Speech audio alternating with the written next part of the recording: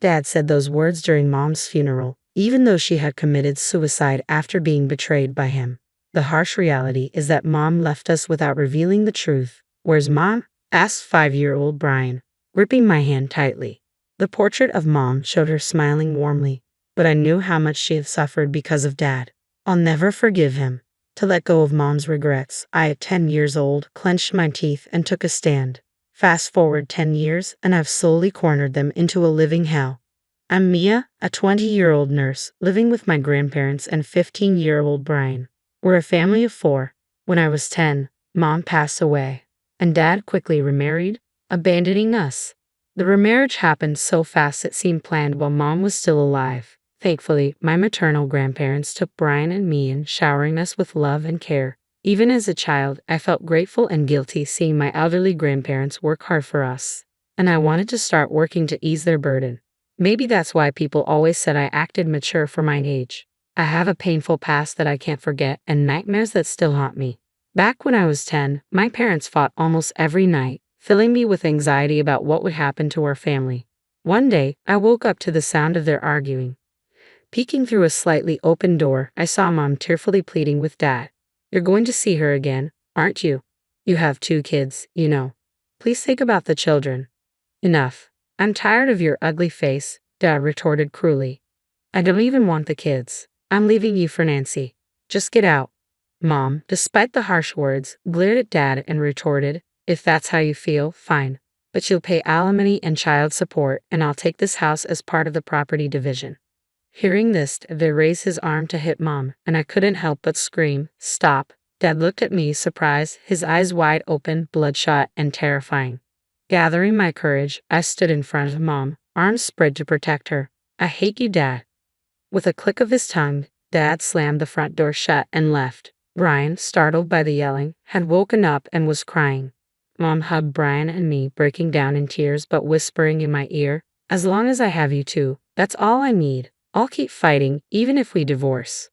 But 3 days later, Mom was gone. She committed suicide by jumping from her 5th-floor condo in the middle of the night. I woke up to the sound of loud sirens from ambulances and police cars, and Mom, who was supposed to be sleeping next to me, was gone. I had a bad feeling. Mom's handwritten note on the table said, I can't leave, and it was determined that she had committed suicide. On the day of the funeral, I stroked Mom's beautifully made-up cheek as she lay in the coffin, but there was no way she would wake up, and I couldn't stop the tears from rolling down her cheek. Ma, why won't Mom wake up? I took little Brian's hand and left him in the care of our grandparent, who was crying loudly. As I walked over to sit next to Dad, I heard an incredulous murmur. This makes me feel lighter, Dad indeed said, even though it was during the funeral Mom who committed suicide after being betrayed by him. Why would he say something like that at a time like this? The photo of Mom on the memorial table showed her warm smile, but the person who pushed her to the edge was Dad. I couldn't believe that Mom, who was supposed to be strong for Brian and me, left us by taking her own life. Maybe it was my fault for saying I hated Dad. Maybe I should have helped Mom more, even though I was young and struggling. Dad had this smug grin on his face. Something's not right. There must be some hidden truth to all of this. That's what I felt even at the age of 10. 2 months after Mom passed away, Dad introduced us to a young woman. Meet your new mom. Her name is Nancy. Be nice. The woman stared at Brian and me with cold eyes. Mom had just passed away, and now this? Was this the plan all along? I remember Mom saying during a fight with Dad, you're going to see her, aren't you? This woman must be that Nancy. I looked at Nancy, bewildered. Living with her is going to be a nightmare. Even with those thoughts, I put on my best fake smile and greeted her innocently. I'm glad to have a kind-looking Nancy as our new mom. But you won't be living with us. You 2 are going to Grandpa's house. At that moment, Dad chose his affair partner Nancy and easily abandoned Brian and me. Still, I pretended to feel nothing and responded to Dad, is it because Grandpa and Granny look so sad? I understand, but I'm just not seeing you, Dad. When I said something I didn't mean, both Dad and Nancy smirked. Enjoy your laughter while you can, I thought, screaming silently in my heart. Mom must have committed suicide because of Nancy's appearance. I won't let this go, Mom. Watch me. At 10 years old, I decided to take action to help my mom find peace. But back then, I was just a kid in elementary school. I racked my brain, wondering what a child could do, what I should do first. While packing to move to my grandparents' house, I also searched through mom's belongings and dad's study. I had a feeling that mom's stuff might get thrown out now that there was a new woman in dad's life. I found something astonishing but didn't know what to do with it at that time, so I quietly tucked it into my bag. We started living with our grandparents, which must have been tough for them at their age. Grandpa took a job as a security guard, and Granny started working part-time at a supermarket checkout. I did my best to help with chores and take care of my brother Brian, but I was limited in what I could do because of school. Seeing my grandparents struggle financially, I remembered Mom saying she would get alimony and child support from Dad when they fought before she passed away. If we had that money, it would make life a bit easier for my grandparents. "Hey Granny, is Dad paying child support?" I asked. "Kids shouldn't worry about such things," Granny tried to be vague, not wanting to burden me. But when I pressed her, I found out Dad hadn't given us anything. My grandparents thought they had caused Dad trouble by Mom's suicide, so they didn't charge him anything. Even so, dumping his kids and pretending not to know is just awful. That's unforgivable. I broke open my piggy bank, gathered the coins, and took Brian's hand to board a bus to Dad's office. Once we arrived, we sat down in front of the entrance and started crying. Brian was genuinely scared and crying, but I was faking it. People who looked like Dad's coworkers gathered around and asked what was wrong. "We came to see Dad. We don't have money, so we don't even have food." The crowd looked shocked, but the most shocked was Dad. "Why are you two here?" After scrutinizing us, he heard from his coworkers what I had said and started sweating profusely. Fine, I'll give you money. Now go home." "Hey Dad, what's child support? Is it just $10? Dad, who tried to send us away with just a $10 bill, was met with cold stares from the crowd. "No, it's $500. I just forgot to pay Grandpa, so it's $500 for both of us." "That's too little." Whispers like raising two kids and $500 these days started circulating. "It's $1,000 for both of you. I'll send it now. Go home." "Thanks, Dad. If you forget the child support again, we'll come to your office." From then on, Grandpa received child support every month. Dad, however, became the subject of cold stares at work for abandoning his kids and remarrying the younger woman, and eventually quit his job. He found another job, but it paid less than the previous one.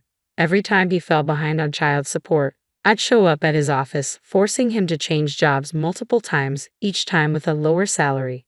The bad rumors about Dad didn't stop at the office. I also took Brian to the homes of Dad's friends and relatives and pretended to cry, saying, "We miss Dad. He never visits." Thus, their reputations worsened and both Dad and his new wife Nancy became socially isolated.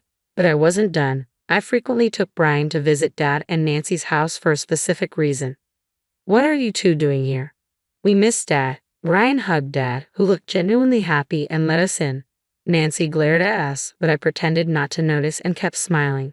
As soon as I entered the living room, I looked around and acted excited. Mom used to always be here when we were kids. We were all so close. "Ah, the cup Nancy's using. That was Mom's favorite." Nancy put the cup down with a disgusted look and never used it again. We started bringing gifts for Father's Day, birthdays, and Valentine's Day. As we visited Dad regularly, the tension between him and Nancy escalated, and we could sometimes hear them arguing. That was my goal. Once, Nancy shoved me so hard I scraped my knee. I exaggeratedly cried out, "Dad, help," which led to another big fight. Time passed, and I turned 18 and graduated high school. We had received the child support Mom mentioned, but the $20,000 in alimony from the divorce was still pending. So I decided to make sure Dad kept his promise to Mom by getting that money in another way. Thanks to Dad, I graduated high school. Here's a thank you gift. Congrats on graduating. What's this? It's a picture frame with a photo of Dad and me smiling. The photo was taken by Brian just the other day. I'm touched. I'll put it right here. With that, Dad placed the photo frame next to the living room TV.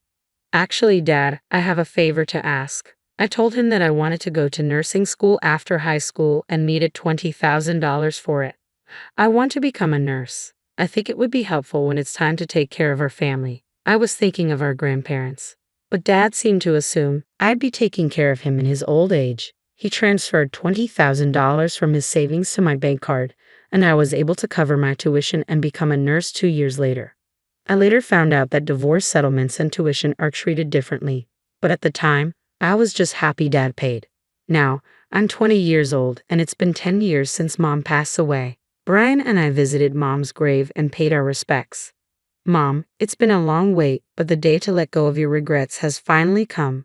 Watch over us, I said. Brian, standing next to me, nodded in agreement.